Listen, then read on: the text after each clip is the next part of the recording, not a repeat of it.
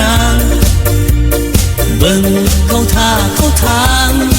จะเดินจะนั่งก็งามโสภาเห็นจับใจติดตาอยากเอ่ยว่าจาทักทายน้องนาง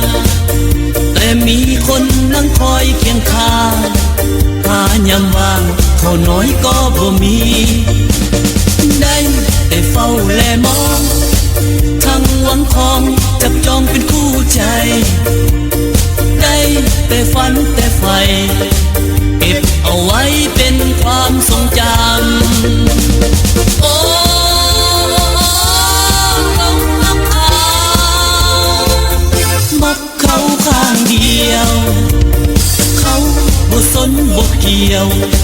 แต่เฮาผู้เดียวฝันแรงแรงลมลม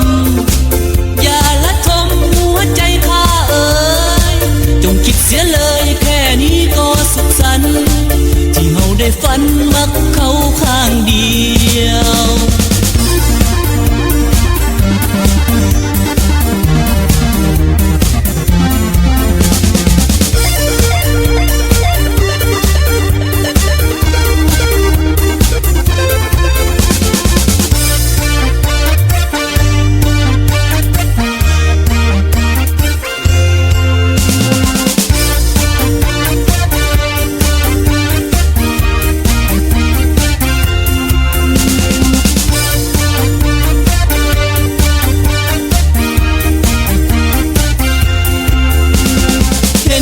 จับใจติดตาอยากเอ่ยว่าจาทักทายน้องนางแต่มีคนนั่งคอยเคียงข้างหายามว่างเขาน้อยก็บ่มี